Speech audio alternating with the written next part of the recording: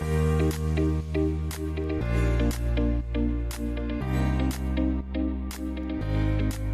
to today's webinar, which is all aimed at portfolio and prospective portfolio finance directors. My name is Phil Scott, MD of FD Recruit. I'm joined today by three experienced portfolio FDs and CFOs, and I'll introduce the expert panel shortly.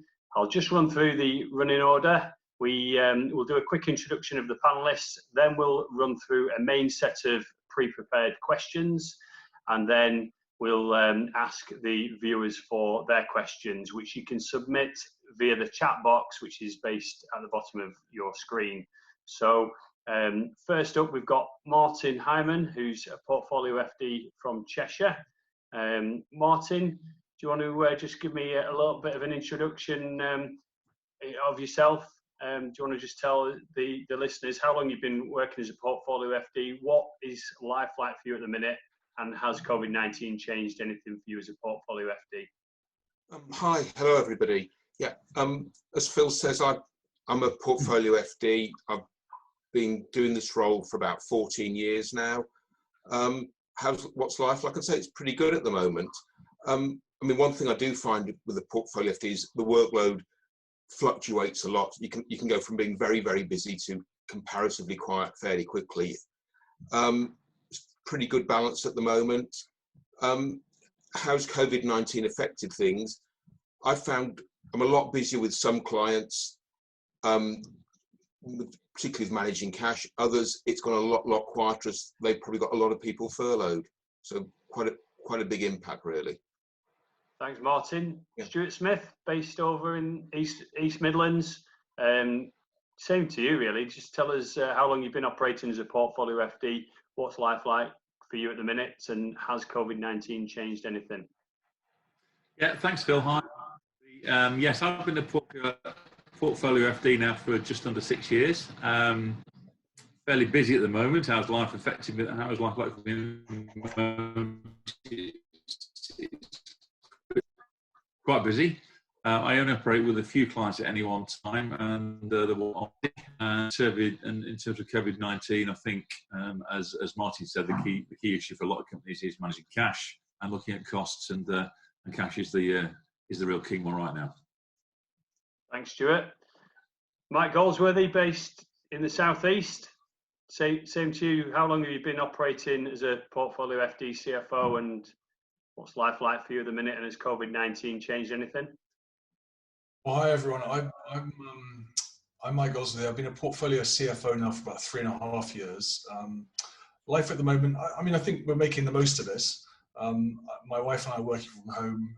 The kids are studying from home, so it's certainly a full house.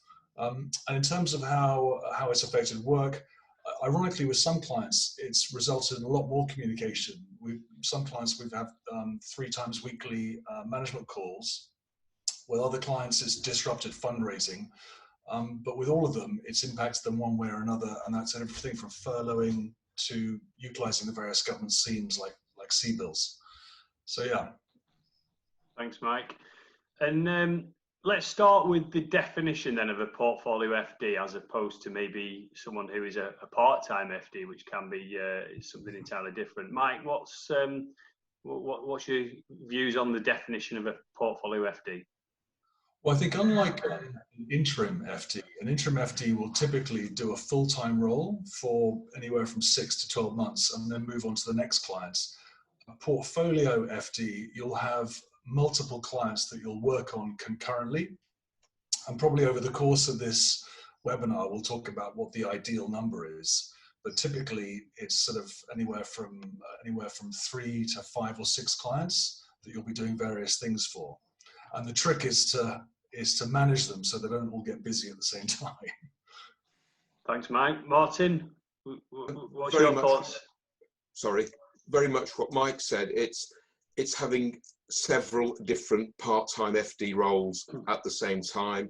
The number can vary, but it almost goes for us to say the definition can be what you want it to be. I would imagine if you spoke in detail to the 3 of us, we've probably all got very different portfolios. So because of our previous experience and the clients that we're just currently working with. Thanks, Martin. And talking about previous experience, what was your background before becoming a portfolio finance director, CFO? Okay. Very quick summary. I qualified with KPMG in London, spent a couple of years after that in their small business department, then moved into industry, had a mixture of middle sort of finance roles in a couple of large businesses and a couple of FD roles in some SMEs, one of which we took on to AIM. Did another SME, but I found very much that with the SMEs, you'd go in for, although it was for an FD role, often they wanted a specific thing doing, whether it was a fundraise or a systems sort out or just restructure the finance department. And then once that was done, the role almost became redundant and you would sort of spend a lot of time doing work that you're almost overpaid for. And that's what really prompted me to set up Roche FD and become a portfolio FD. Thanks, Martin. Stuart, what was your background before becoming a portfolio FD? Okay, so I'm a senior qualified accountant. I'm for a variety of different businesses, mainly manufacturing, engineering businesses, and worked for a couple of MBOs as FD, medium-sized businesses, 15, 20 million turnover businesses, help them to grow and develop, and that was where I kind of sort of ended my my sort of permanent career, as it were, as an FD.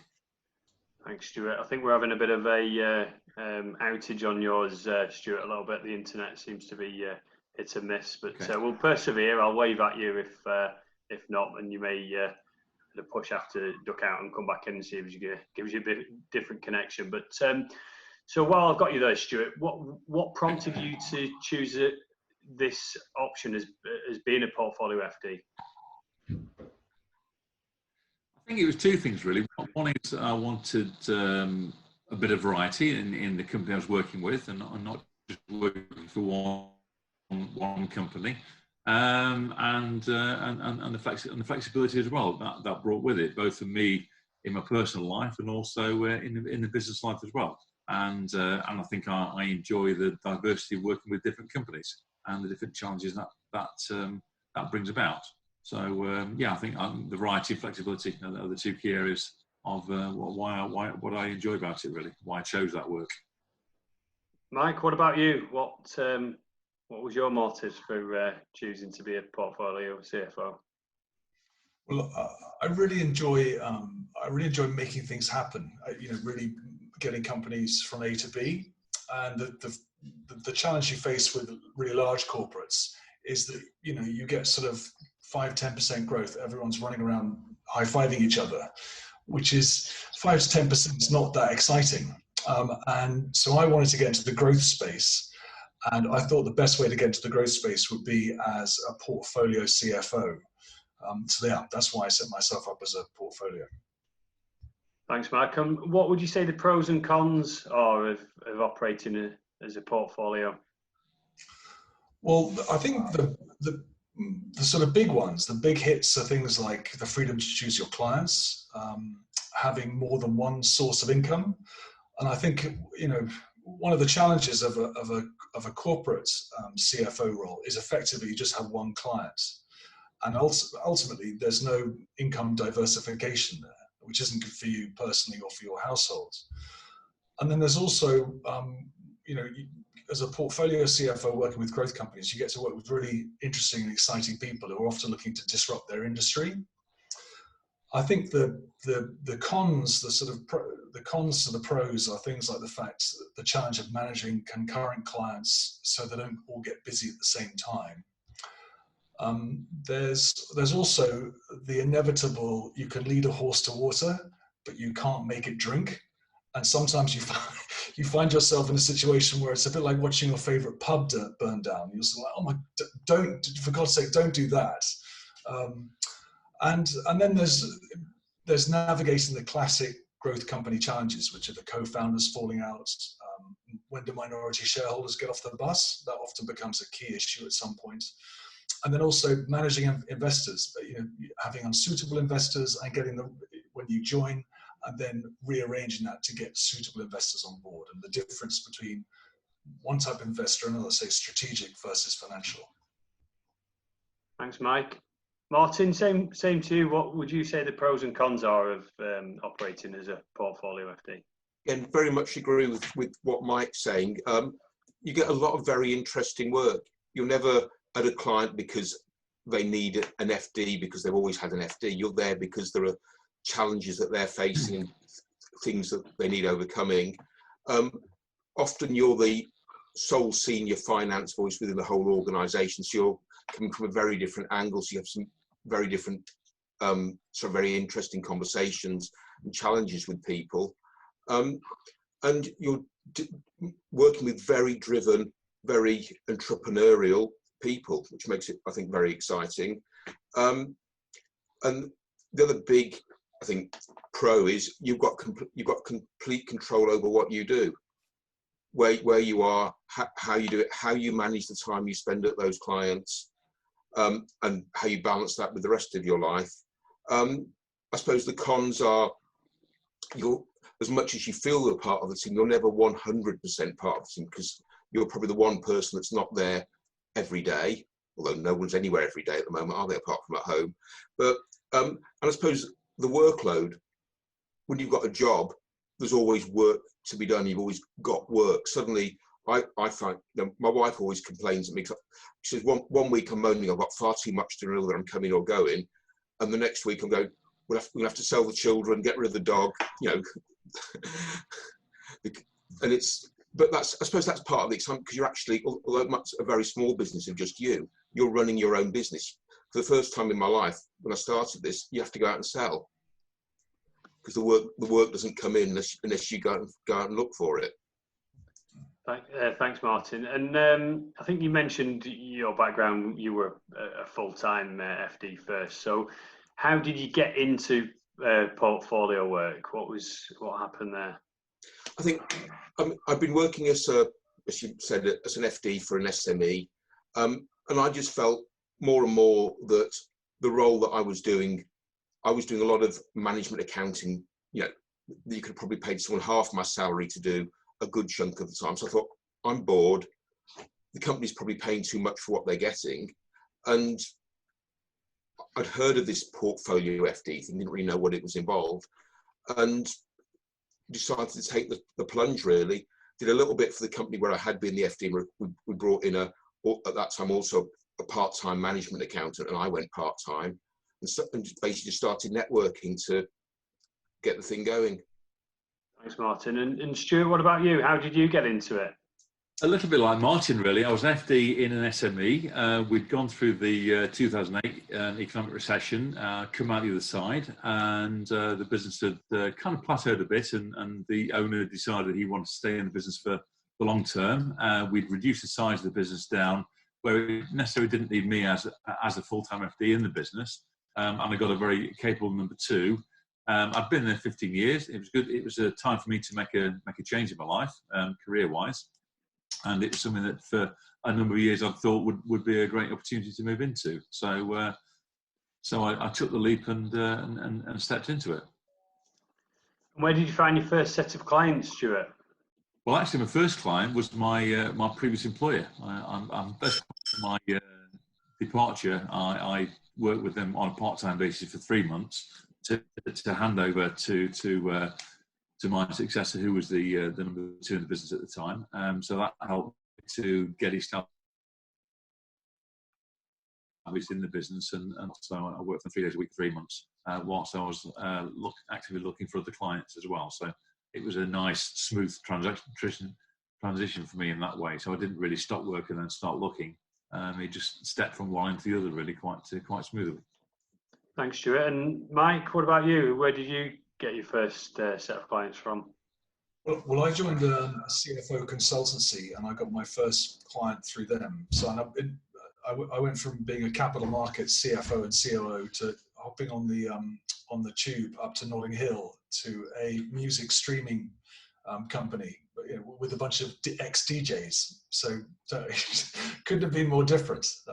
Yeah. Brilliant. And so what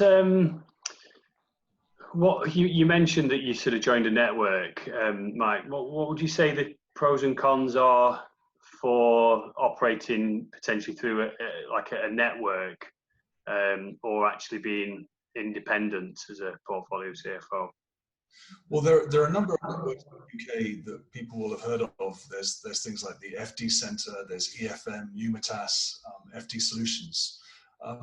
And the pros of a network are that you have shared ideas, shared experience, and also when your client hires you, effectively they've got, say, 50, 60, 100 other heads to call on, or you do if you come across a problem you haven't seen before. The downside of being part of a network is the cost and value. And I think depending on which network you join, they will take a percentage of your fees. And typically, if you've originated a client yourself, the fee will be considerably less than if the client comes through the network. I think in terms of working independently, the obvious advantage is the fact that you get to keep everything you make, so you eat everything you kill. But the downside of that is your offering is limited to your knowledge and experience and the time you have to go and get the answers to questions you haven't come across before. And also, if you operate independently, it can be relatively lonely as opposed to being part of a broader network. Okay, thanks, Mike. And Martin, I know you've always operated independently. What would you say pros and cons are from your side of being independent versus a network? It's very difficult for me to answer that one because having never been a member of a network, it's not something that I looked into it when I first started, but I'm sure it's changed a lot in the last 14 years. And the networks that were around then, I think, are different to some of the ones that are there now. But the main thing that stopped me joining a network, I suppose, was twofold. One was I got the feeling back then, I think it's changed a lot, was that I was still expected to find most of my own work. And I thought, well, if I'm finding my own work, at that point, I couldn't see that much value from the network. So that was the big thing I wanted from them. It was, I had a blank sheet of paper, I wanted work. All the support was great, but the support wasn't going to help me with clients if I hadn't got any clients. So it was finding work. And again, I don't know what the rates are now. The rates that the networks were looking to charge then, I thought were very high. And I felt not from my point of view, but how could I justify going to a client and charging what's probably then a 50% markup on what I would charge as myself? And I couldn't see where the clients were getting that extra value from. But I think if you haven't got a good network yourself, I think the network, the FD centres, the EFMs of this world can bring a lot to that by helping you quickly get your network and quickly get you in front of people. Okay, and what sort of, I mean, obviously portfolio FD and FD CFO, it can be, quite a wide range of duties, really. What services do you offer, Martin, to clients? Again, I think it will very much depend. Every person on this call will have their own skills, their own experience, and that really is what you've got to be offering rather than thinking, what should a portfolio FD be offering? It's what can you bring, and then finding clients that need that. But I think, as Stuart mentioned earlier on, the big thing that everybody wants and needs at the moment is cash management. Dealing with all whether it's C-bills, bounce back, furloughing, but soon that's going to be very much looking at their cost base, trying to get cash in quicker, and it's really getting back to the fundamentals at the moment. But over the years, other big things that can get you in through that door, which is the key thing to start with, is things like fundraising, be it from private equity houses, improving reporting KPIs, because generally people get you in for a reason. There's a specific thing they want sorting, and that's what you've really got to be offering to start with. But I think the big things often are fundraising, systems development, and general cash management. Thanks, Martin. And Stuart, what about you? What typical services do you offer clients?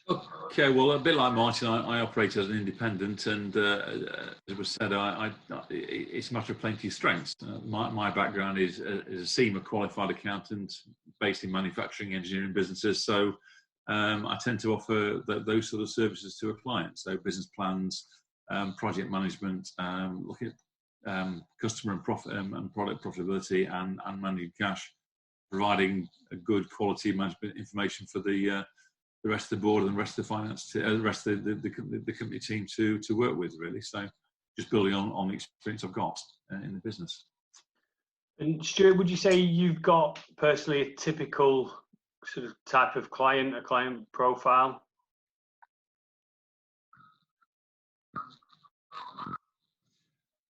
In a short answer, no, I wouldn't. When I started out, my target area was SMEs, thinking 5 to 15 million turnover businesses in engineering manufacturing, because I figured any company smaller than that wouldn't pay for an FD. Anything any bigger than that should have a full-time FD. Was my overall thinking. But I've worked in startup businesses with no turnover. I worked for a 3-month period as an interim FD in an £85 million turnover company. So I worked in quite a wide variety.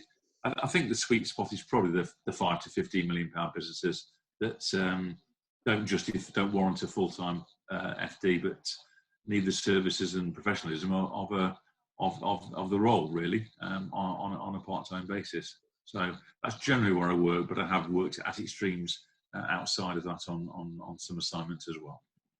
Thanks, Stuart. Mike, what about you? Have you got a typical client profile? Well, it would be nice to say I did, but I think you can have a target client profile. My target client profile will be scale-ups, turnover between 1 million to say 50 million.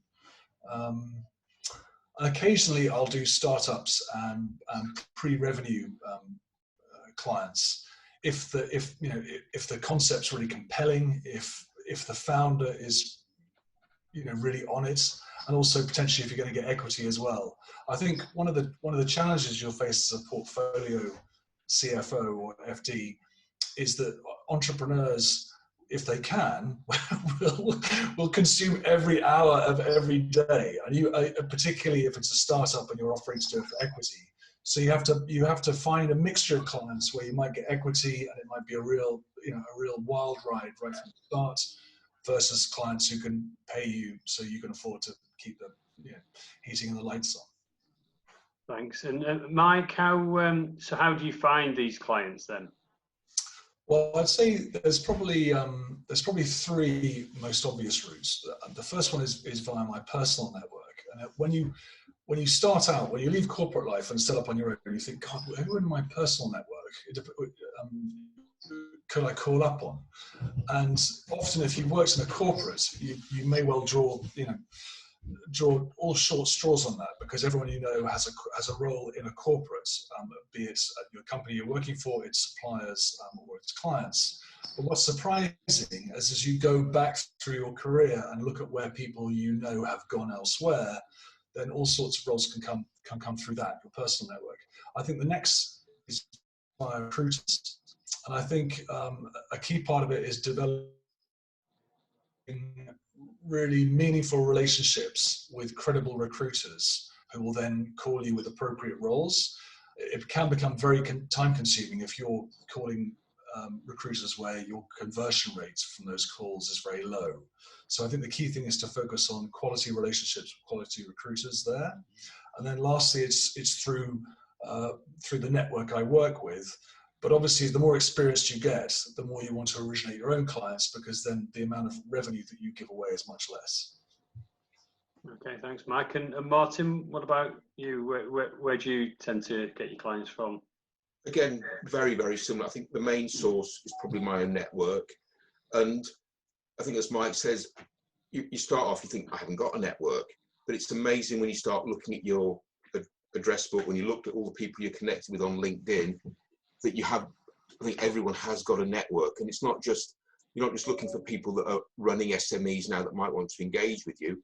It's advisors, bankers, accountants, lawyers who will be in with a lot of these companies, people you might know within private equity world, all of whom will often come across an opportunity because they're dealing with the clients on a more regular basis or on more specific needs.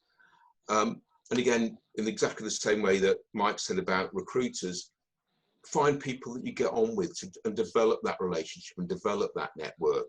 It's not about having 500 people in your network. It's about having a much smaller, yes, have that, but have a much smaller number that you really get on well with and you've really got that area of trust with.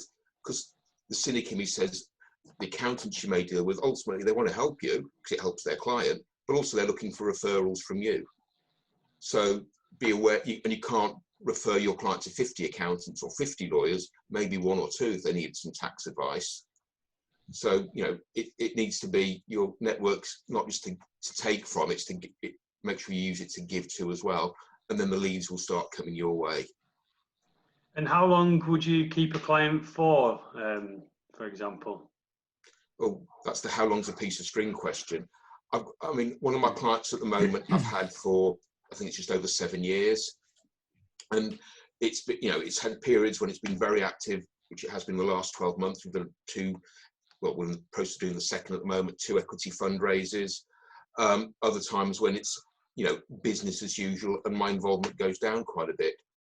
I can't remember who or somebody else before described the difference between a portfolio role and an interim role, but sometimes a part-time interim role can develop into that portfolio role, or you can go in there to do an assignment, such as a fundraise or an exit, and that can be all you do. So you're in there for a couple of months, and then or 2 or 3 months, and you're moving on. So it can really vary a lot. And often they can end because the business has grown, and they need to bring in somebody full time, or it can be shrinking, and your role just almost, becomes unaffordable and unneeded. There's Thanks, a Martin. lot of change there. Yeah. Thanks, Martin. Stuart, what about you? What's the sort of range of length of clients? Yeah, it does vary quite enormously. My first ever client started. I was told it was going to be a 4-week assignment. It turned out to be 18 months. So they do vary quite enormously. I would say on average, most assignments last 12 months. But that's a fairly narrow average. I mean, yes, 6 months to 2 years is typically how long I'd work, and then as Martin says, you tend to move on. Either they've grown to the point of wanting a full-time person, or they want to change, or the team there, the finance team there, are set up and capable of running. So I've had some clients like that where I've kept an advisory sort of background role after that. So it can vary and continue for some time. And I've had other clients that I've worked with for a year, left them, and then gone back to them for a period of time as well. So it's quite, you need to be flexible, these things. It can vary a lot. Thanks, Stuart. And how do you charge for your services then? I tend to charge a day rate for my services, and I generally work, and that works for most clients pretty well. Because I'm working in manufacturing and engineering businesses, I aim to work on my client sites. I think that's an important facet as far as I'm concerned, to be seen, to be part of the team when you're there. And I think as Mike mentioned earlier, one of the cons of sort of being a portfolio FD is it can be a lonely role. So I tend to develop as part of the team with the client, and tend to be on client site. So typically, if I'm working for a client, I'll work in day or minimum half-day chunks. I don't tend to work anything less than that. So that's a fairly easy model to work to, and I generally invoice on a monthly basis as well. So yeah, day rate. I would like to look at 1 or 2 where I get some equity, but that's an ambition I've not really achieved with any clients to date. Thanks, Stuart. And Mike, equity was something you mentioned before. How have you? What sort of things have you done when you've charged clients? I think like Stuart said, I think it's important to have a day rate, because that's your anchor. And in your mind's eye, you should have a day rate that you think you're worth. And what you can do, depending on where the client is in terms of its revenue journey, if it's a pre-revenue company, you may well say, well, look, here's my day rate for the first 3 months working with you. I'm prepared to haircut it by 25%. I'm also prepared to defer, in terms of payments, a proportion of that day rate for X number of months until you can afford to pay me, but it'll accrue interest, etc., etc. You can then get paid for specific projects, and that could be fundraising, be it debt or equity or grants.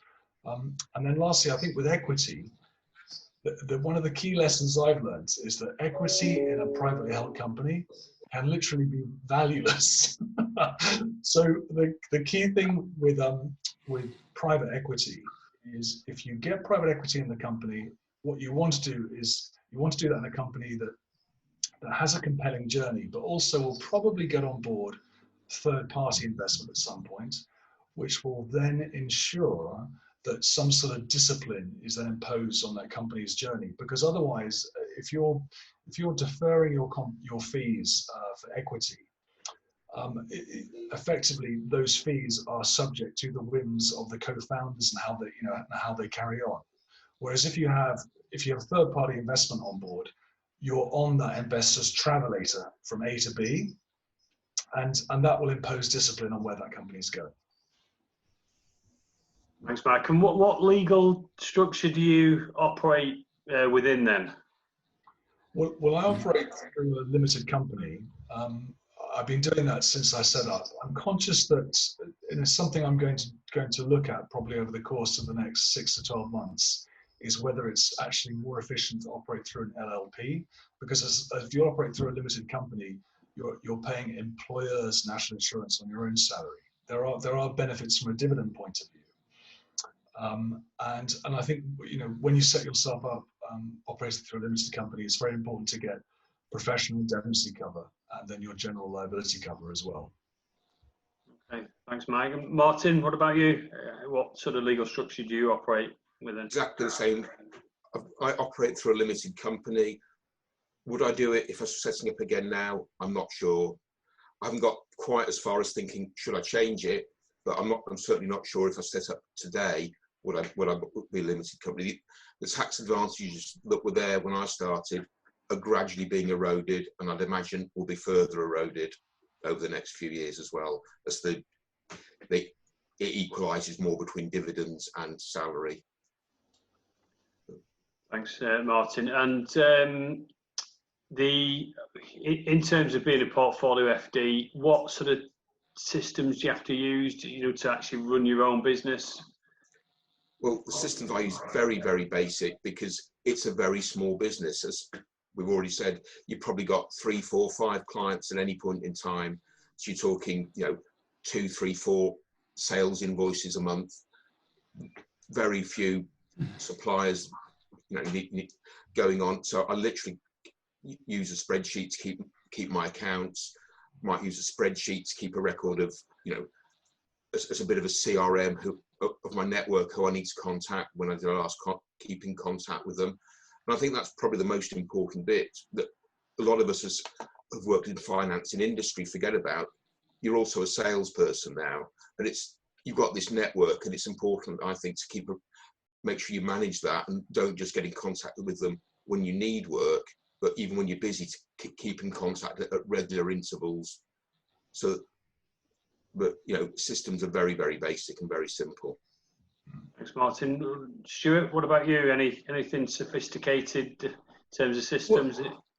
Well, I was using spreadsheets to keep my accounts on and fairly well for the first few years. But with making Tax Digital coming now for VAT reporting, I did move to Xero, which is fairly inexpensive and relatively easy to maintain. Like the other two guys, I don't have that many clients at any one time, so the paperwork isn't great. So I just use Xero for my accounting side and raising my invoices and then reporting to HMRC.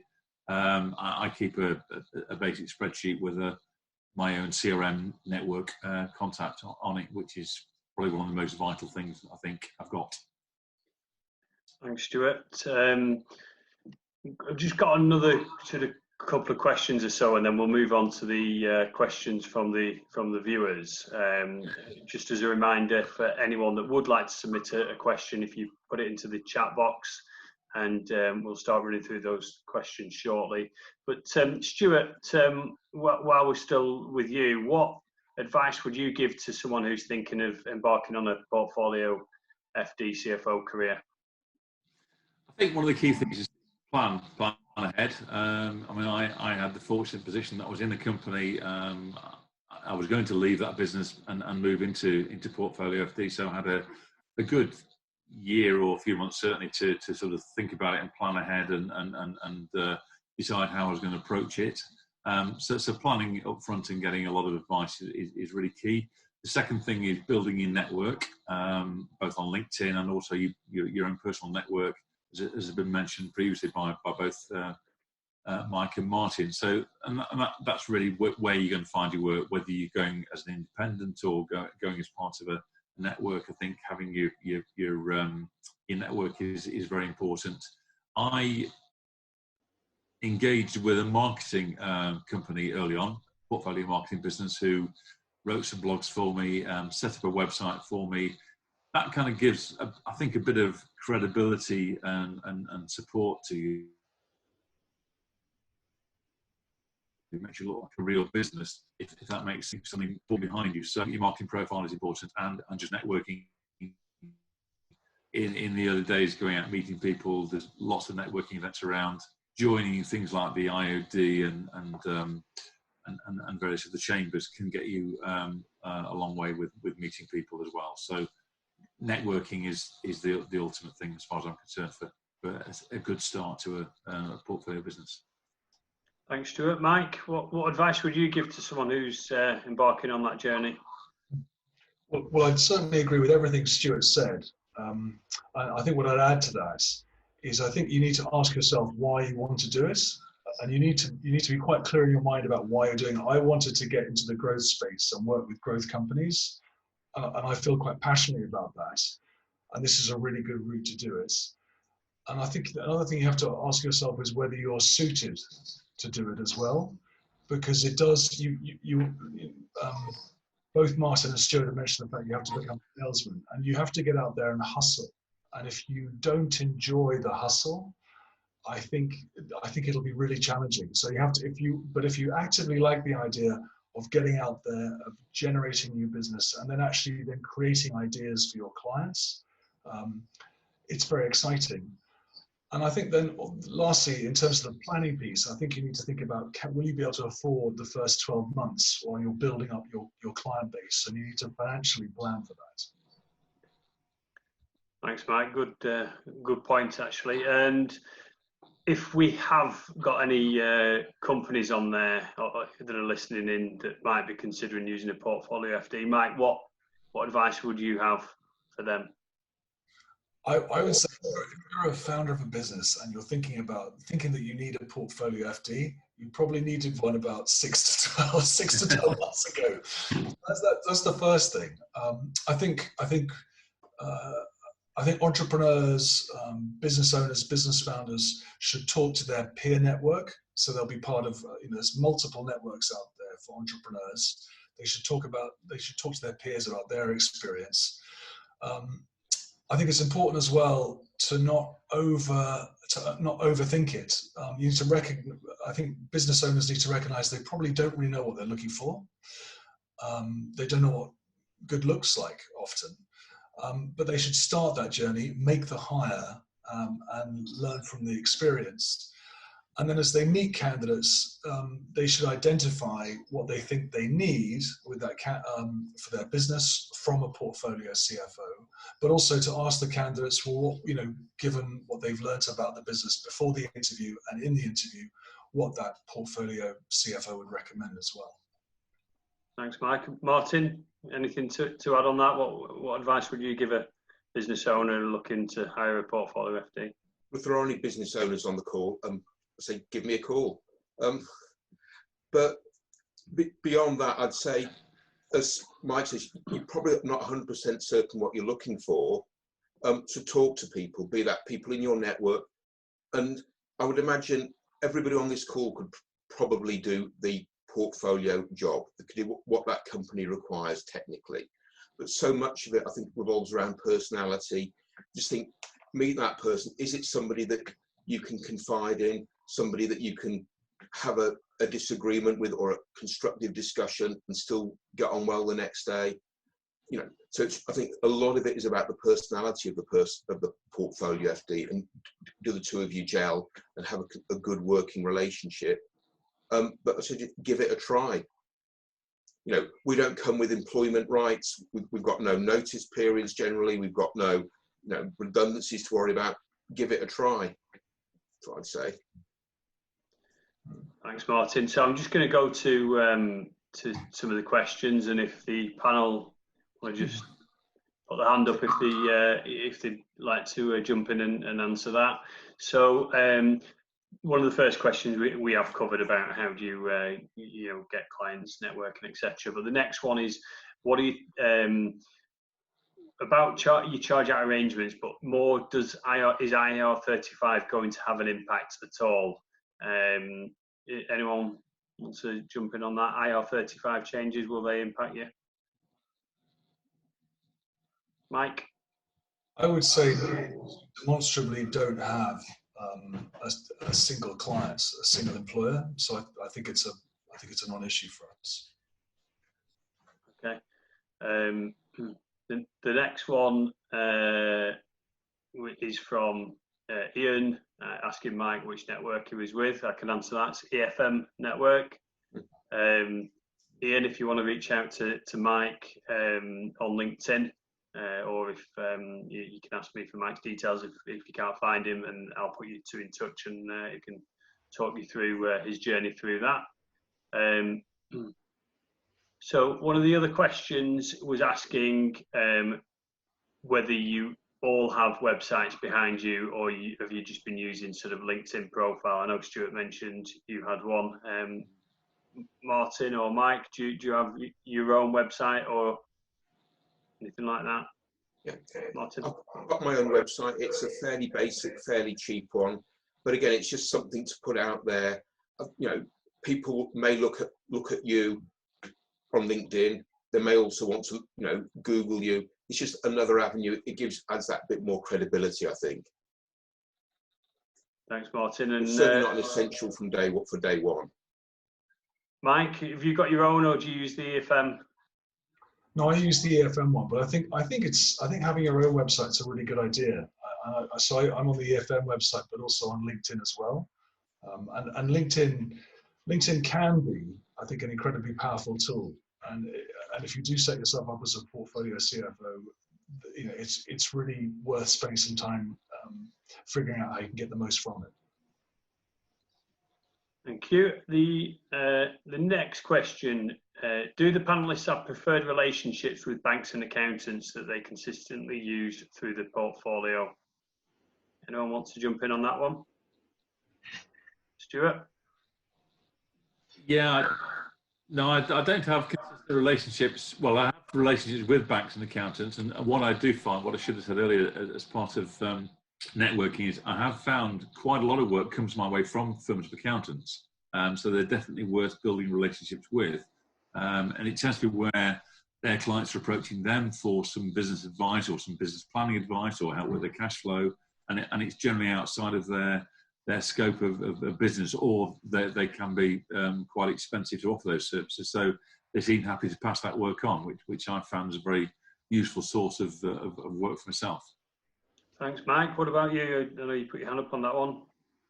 Well, I would say that your relationships with various different, say, law firms, accountancy firms, corporate finance outfits, private equity firms, venture capital firms, angel investor networks, they will all grow organically. So when you start out as a portfolio FD or CFO, don't sort of think to yourself, I must use this particular accountancy firm or this particular investor.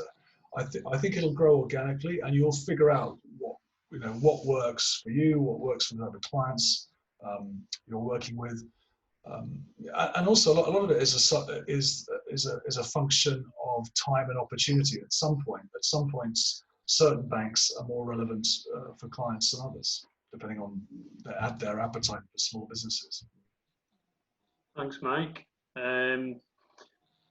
Another question from the audience. Have you considered expanding services by bringing in more junior finance staff? And then he says, or going into a formal partnership with another CFO. Let's handle the first part of that. Any thoughts there on expanding services by a partnership with more junior finance staff? Well, Martin. Okay. Something when I first started, it was very much in my original plan to have that bigger umbrella of support staff.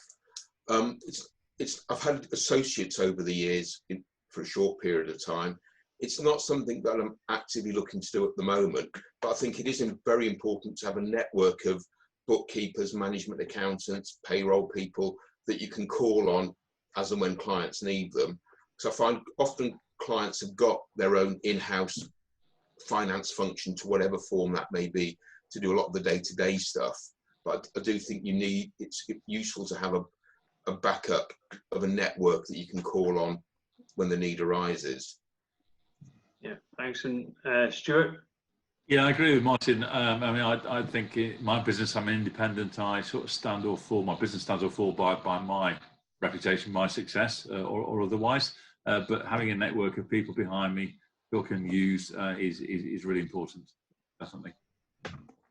Thank you. And the next question, I'm pretty sure you can answer a yes or no, but do you need a practicing certificate from your professional body to operate in a portfolio capacity? Shout out. Yes. Okay, Mike? I think it depends on what services you offer. I think you can think of working as a portfolio CFO as effectively being a management consultant. So I think it very much depends on which services you offer. And Stuart, what you mentioned, you said yes. Yeah, I think Mike's right to a point. With SEMA, they have a members in practice section, and it's a bit of a grey area whether the FD role fits within that or not. But I feel it's better to have that behind me as a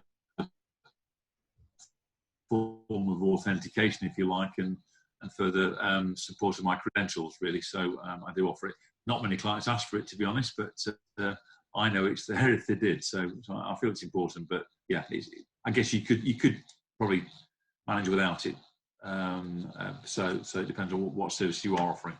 I think it's important to have it as part of your credibility. What duties is it? The sort of year end and filing of accounts where you might need that, or? I think we've lost you there, Stuart. Oh, are you still there, Stuart? Sorry, Phil, I lost you then. I missed. I was just saying, is there any particular duties where you might need it? Is it year end and filing statutory accounts? Yeah, it would be for those kind of things, or if you're operating as a sort of as a practicing accountant, which I'm not really. So yeah, in those areas you would need it, definitely. Yeah.